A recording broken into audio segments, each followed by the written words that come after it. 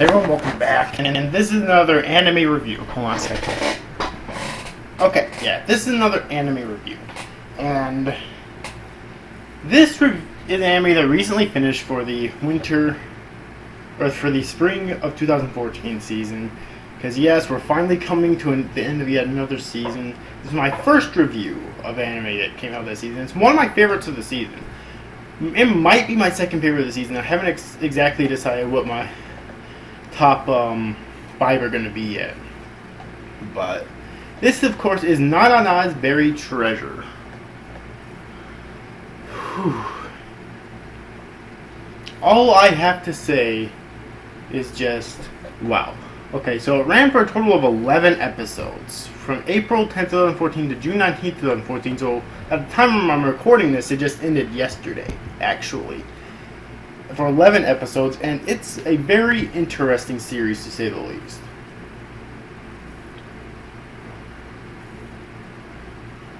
The story revolves around the character Nanana Ryugajo, who was killed by this unknown man at some point in the past on this island, and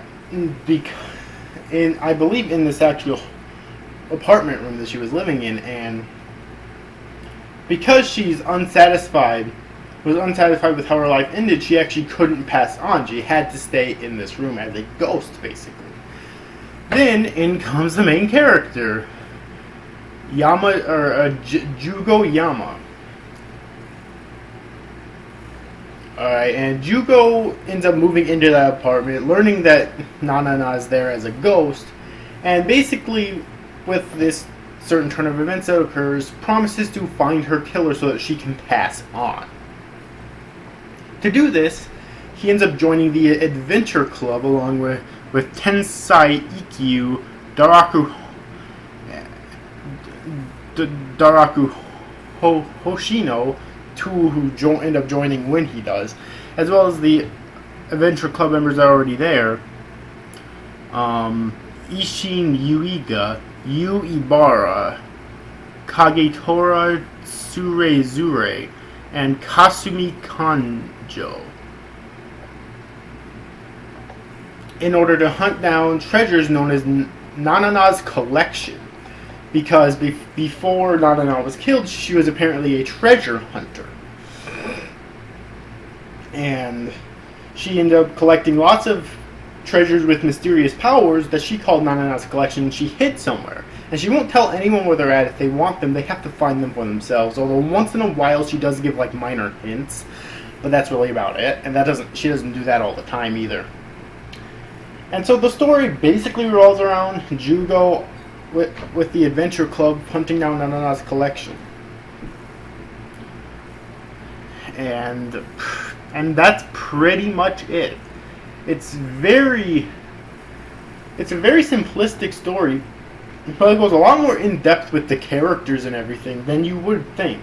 Like, when I first started watching this series, I thought it was just going to be like an episodic series, or maybe it would have an overarching storyline but be play off mainly for comedy. And there's lots of comedy in this series as well, and the comedy I think is done really well too. But there's also a lot of character development, which I did not expect, both in terms of other characters, but mostly Jugo and Nanana, the two main characters, which was good, of course.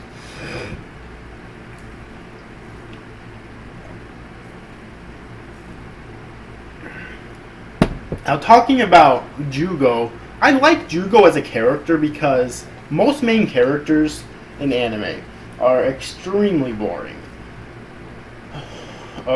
Okay, either that or they're absolute douchebags that you just can't like. But Jugo is neither. First off, he's a very likable character in the sense that he comes from this like I don't want to call it a mafia family, but it's this family that do really dirty things for money, and he didn't want to be a part of that anymore, which is why he moved to this island, basically abandoning them. And actually, there's a character in the series, I forget what her name was, but actually, yeah, it's called the Matsuri group. So Yukihime Fugi ends up actually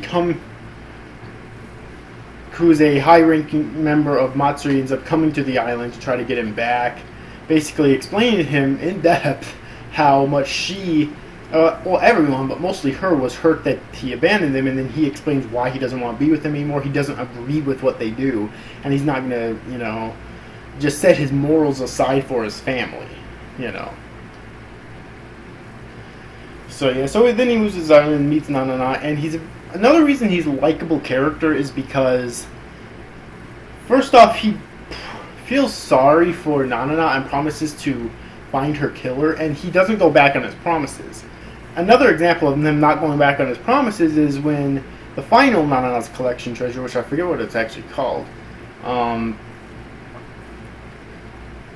Nanana tells him not to not use it for whatever reason. Expects that it's because it'll help him easily find her killer, but that's unconfirmed as of yet. And he keeps his promise. He doesn't use it, even when Tensai tries to get him to use it because she has a bet with Nanana. He still keeps his promise. Of course, Tensai actually lied to him about what it actually did. Something about it seeing into the past, which it actually can't do, because that'd easily be able to help him find the killer, obviously,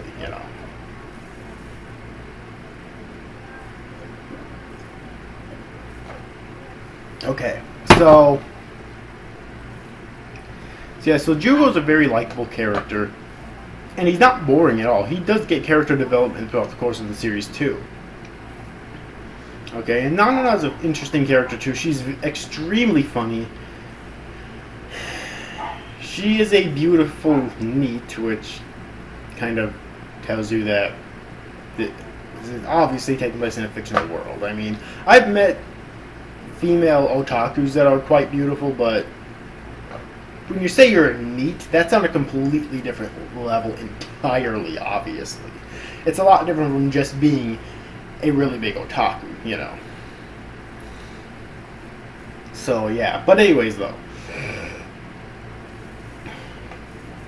Nanana is a quite likable character as well, because she's very funny.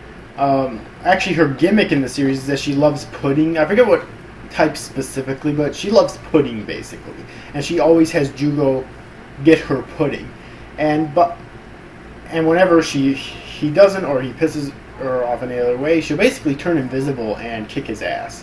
Okay? Although it was really funny in the final episode, he actually challenged her to a fair fight, no turning invisible or anything, but that fight actually had meaning, though. It wasn't just there for comedy, although it was kind of funny as well. It still had plot relevance to it, too, which was kind of odd. But anyway, but behind this, cheerful and humorous exterior, she actually has a very sad past, because one of the previous Adventure Club members, Hyo Ikusaba, used to be the vice president of the first generation of the Adventure Club, and he lived in that apartment that Jugo does now with Nanana, but he always neglected her and was really just using her. And so she has a very sore past when it comes to him. Even hearing his name brings back terrible memories. So you really get the feeling that she's a very sympathetic character, and it doesn't feel tacked on either. You really feel that this dude's a douchebag, and when you finally get into his true personality, you find out, yeah, he really is kind of a fucking douchebag. Okay? There's lots of other characters in the series, like Tensai and